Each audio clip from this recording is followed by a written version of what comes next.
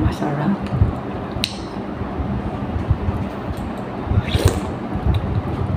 Oh! Ganito pala ang pares. Ito yung pares na medyo pa sosyal.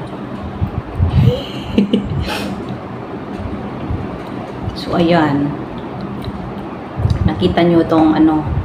Ayan, ayan, ayan. Malambot. Overload siya ng vegetable. May ben.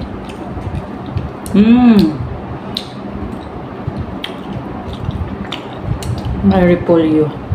Kaya mapataray ko itong tikimin ang amo ko. Diba? Repolyo. Cabbage. Mga sangkay, ayan. Gagawa tayo ng itatry ko magluto ng pares. So, ayan. Medyo nakakita ko sa YouTube kung paano gagawin eh. So, ayan. Luya pa pala para ayan, may bawang, may luya. Yung nakita ko na ingredients pala magawa ng pares. So, dapat may star anise. Wala ako star anise. Try ko lang to ngayon. Hindi ko pa pala nabuksan tong ano ko dito sa kitchen. So, ito mga sangkay. Ganito daw paggawa ng pares. May mikos mo. Igigisa-gisa muna natin to. So, what's up? Gagawa tayo ng pares. Pork pares. Baka pag uwi ko, magtinda ko dito. Ilalagay na natin tong pork. Tamang-tama kasi may pork ako dito sa bahay. Binangamo ko ng buto-buto eh. Yun. Yung buto-buto niya may mga laman pa tinanggal ko. So yun. Lutuin muna natin yan. Lalagyan natin sa baw mamaya. Dilipat ko siya sa isang lalagyan para maano yung buto. Tapos, lalagyan natin yan ng oyster sauce. Tapos, toyo ba or soya sauce. Inilipat ko na from there here na para lagyan ng sabaw. So, very easy lang pala ang paggawa ng pares. O, ayun, diba? Lalagyan lang kasi kulang lang nito star anise. Meron ng dahon ng laurel. Nilagay ko dito kay papakuluan ko siya. O, diba? Kulang pa ng sabaw. Kunti pa para magano yung nabuto. Tapos takpan natin at saka pakulian. Mamaya na natin titimplahan yan. May pares na tayo, overload.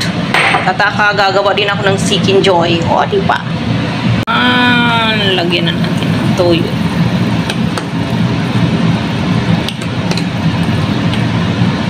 Yan na siya. At yan na nga mga sangkay, nilagyan na natin ng kulay. Kung makikita nyo, mayroon tayong beans yan, Baguio beans sa Pilipinas. So ayan, nilagyan ko at gusto ko ng gulay. Yun ang ating overload with gulay. Kasi naisipan, why not? Nilagyan natin ng gulay. So ayan, ito yan. So ayan, nahalo. Overload. Pares overload with gulay. So, yun yung last part. Pampalapot. Lagyan. Yan ay cornstarch or ano ba yung gaw-gaw na lalagay natin. Pampalapot. Tansyahin lang. Palapit na siyang maloto. Ayan na ang pares ko. So, ayan na. Malapot na siya. Oh. Yung sabaw natin. Ayaw kong yung nilagayan ko siya ng repolyo tsaka beans kasi gusto ko na may gulay. O diba? Very easy. Overload siya ng vegetables. Very healthy. Charot. Takpan na natin at tsaka patayin na natin yung kalayo. Ay, paano ba? At ito naman, magluto tayo ulit. Tingnan nyo kung anong lulutuin natin. Ang kapartner ng pares. Ito ay gawa tayo ng garlic fried rice.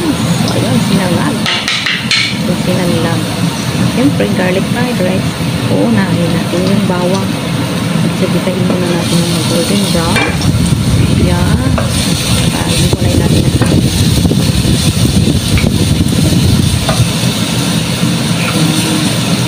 O, ayan na ang ating garlic fried rice. Mikos-mikos lang. Yun, garlic fried rice na natin yan, partners ha. Ito na ating Paris overload. Gawin nating pasosyal. Siya ay naka-chopstick.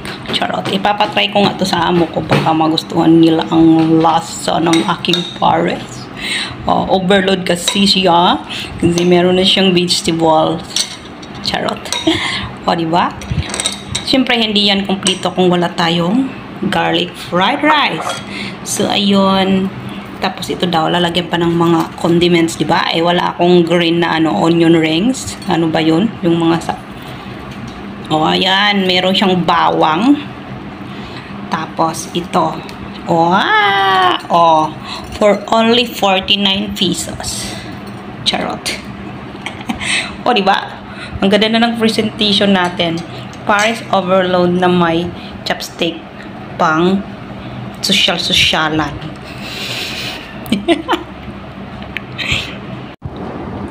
So, yun lang mga sangkay.